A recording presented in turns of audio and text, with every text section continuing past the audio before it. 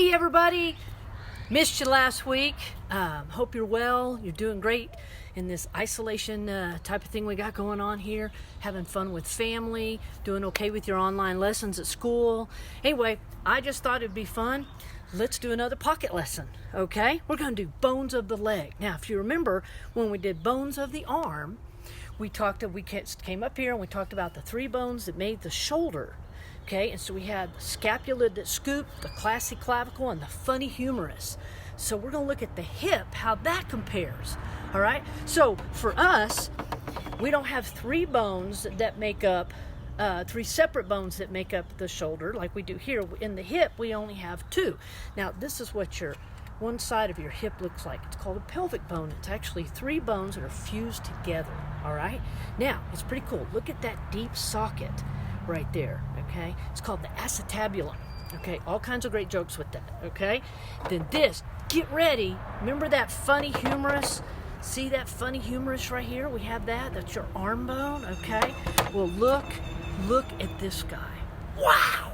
This guy is a monster. This is the not funny femur. Not funny, nothing funny about it, okay? And look at this. Watch this.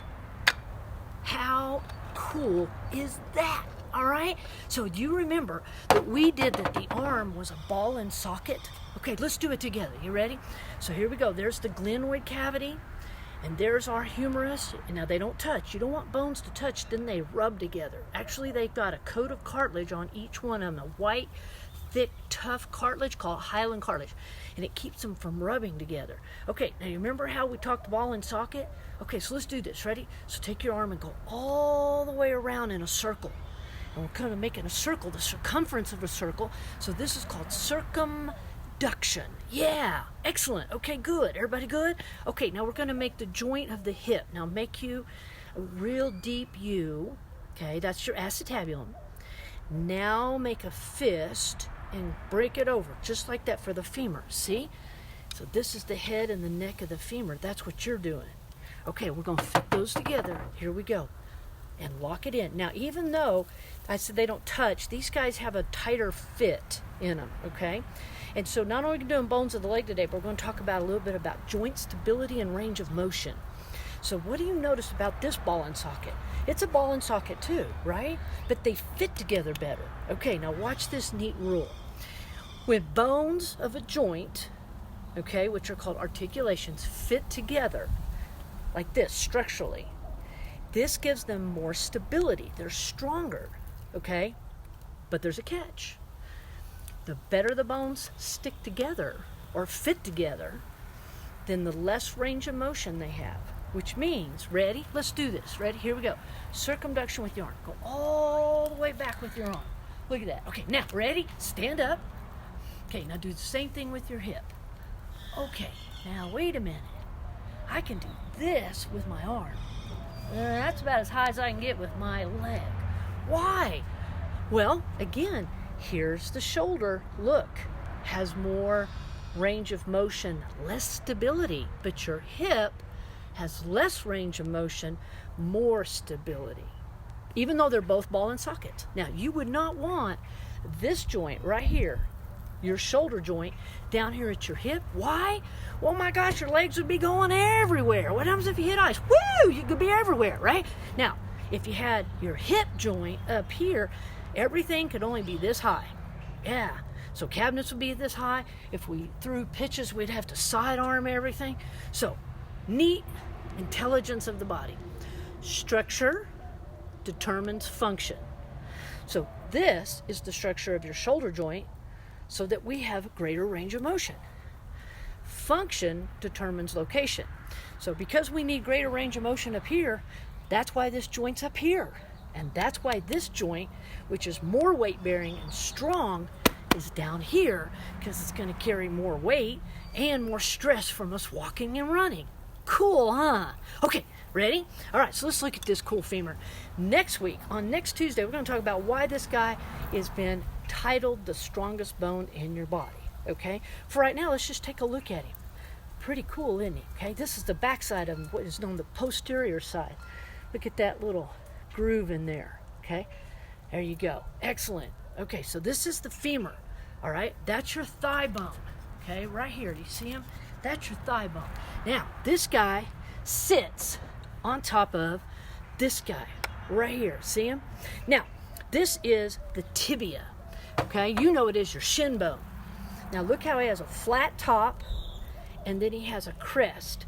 Now, feel right here. Go down, find your knee, and go down your shin, and feel that crest, how sharp it is. Okay?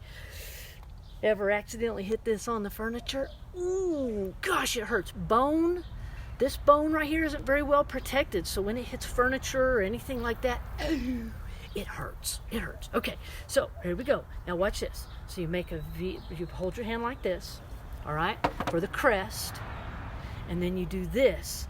So this is T for tibia, all right? See it?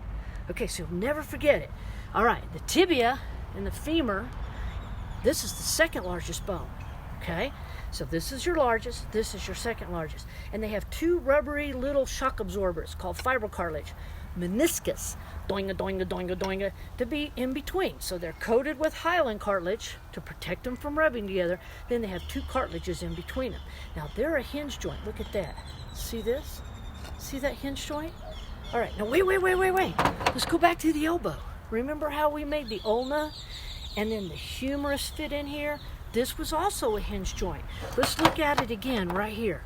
Here's that ulna. Here's that humerus. See how they fit? Okay, now what are you already noticing? The elbow, which is a hinge joint, those bones fit together. See them come in? What does that tell you? More stability. Okay, and they're both hinge joints. But the elbow is more stable than the knee joint, which is also a hinge joint.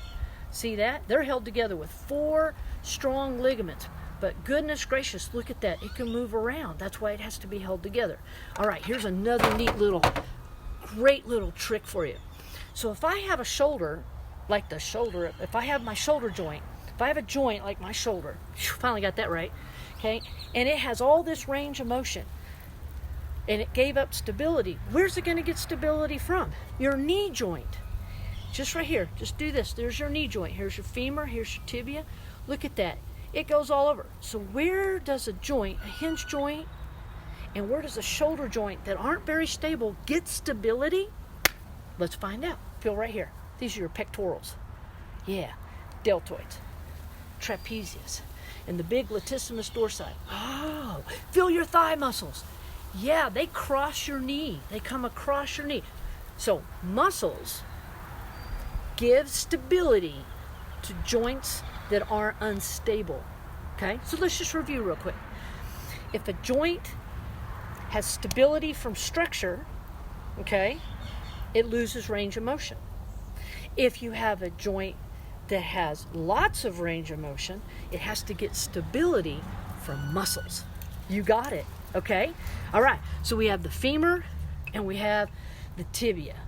Okay, everybody good with that? We're going to talk next week of how they handle stress, how they're able, the shape of them can handle stress, okay?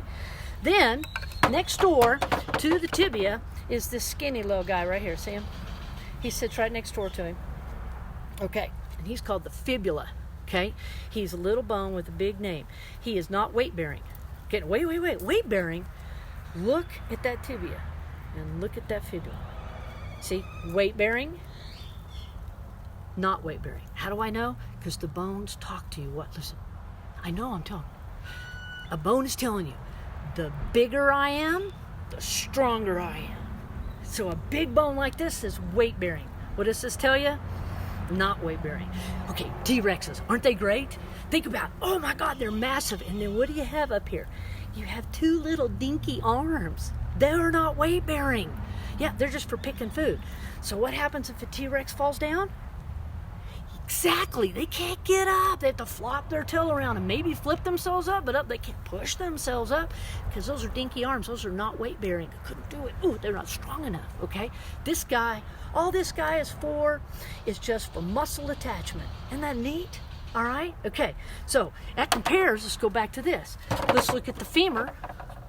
Let's look at the humerus. Can you tell who's weight-bearing? Exactly. Bigger bone, more weight, stronger. can carry more stress. Excellent. Okay, now this guy right here, the tibia, sits on a chunky bone. I'm going to show you this guy right here. This is a leg. All right, now this is muscles that we build out of clay. All right, that's what we do. We do hands-on body systems, okay? So here we go. All right, so you see it comes down here. Do you see that little chunky bone right there? Yeah, it's just a little square called a talus. All right, the talus sits on top of your heel bone. Do you see it right there? Called the calcaneus. All right, you can remember the calcaneus. Just remember with it. Ready? It's called calcaneal. So we go calcaneal. Okay, can you do that? Ready? Calcaneal. Now, after we double clap this next time, I want you to stomp your heel. And after you stomp your heel, we're going to say, is your calcaneal. Ready? Calcaneal. Is your calcaneal. Is your heel. All right? Calcaneal. Is your heel. Is your heel. Okay? Cool? All right. So we've got femur, not funny femur. So stack it up for you. Here we go. Tibia on top of the talus, on top of the calcaneal. Those two tarsal bones are all weight bearing. That's why they're so big. Okay, now the bones of our wrists, which we call carpals, because we drive a car with our carpals, the tarsals have toes. Okay, so they're weight bearing. They're going to be bigger than those little bones in your wrist. Makes sense, right? Then you got metatarsals and you got phalanges. Okay, everybody good? One more thing I want to show you. Let's go back up to that hip. All right, fun trick. Watch this guy right here. So here's your pelvis. Okay, see it? See the two places for it? Okay, we're going to put these guys together and look what we have. You have your pelvic girdle. That's your pelvis. See, they come together. There's a little piece of cartilage right here. In humans, this is a gut basket, okay? It's a gut basket. It holds our guts. Isn't that cool? And holds us upright while we walk. In animals, it's not a gut basket. For example, let's take this guy right here. I'm going to show you a picture of him. All right, look right here. I'll get up here. Hopefully you can see him. All right, do you see him? That is a cheetah. Okay, see the cheetah? Now look at his hips, how they're coiled in. His hands are down and his feet are coming in front of his hands. Now cheetah, I picked a cheetah because they have the most flexible backbone. So if you put your hands down and you coil up and your feet are in front, that's what your dog does too. He's coiled up, all right? Now watch what he does next. He springs out. Okay, now look how that hip is out. All right, see it? Okay, so what they do, what animals that use their hands and feet, that walk on all fours, when they run, the hip coils in, the hands are in, and then boom, it explodes. So they can just spread out, and they cover a great distance, and then they put their hands down, coil their feet up, boom, explode again. And we call it a stride. Now, I picked a cheetah because they have the most flexible backbone, and they can stride up to 6 to 10 feet in one spring. Watch your dog or cat run, and watch that pelvis do this. The pelvis for animals, other animals, it's a running machine. It helps them get good coil on those back legs, and they explode to get them over a fence, or a big stride to get away from a predator or to go after prey. Now it's just a gut basket, supports us and helps us stand upright. All right, I hope you enjoyed today's lesson. I am Starla Ewan from Stardust Creative Teaching Tips. Now, I've had quite a few of you message me and email me, which you can do at sewan15@yahoo.com, and ask for more of these lessons. So if you want this lesson, and it has flashcards and bones to color and more cool stuff and stuff we're going to do next week. Okay, we're going to talk about the strength of the leg bones versus the arm bones. Then we're going to go to the other skeleton. That's right, you don't have one, you got two. If you want more of this lesson, you can go to my website, stardustteachtips.com, click on Stars Notes, and it's Module 2B, Skeletal. All right, this Thursday we're going to talk about fruits versus vegetables. Do you know the difference? All right. Love you guys. Please take care of each other. Be kind. All right. Hang in there. And most importantly, make a positive difference in the world. All right. See you Thursday.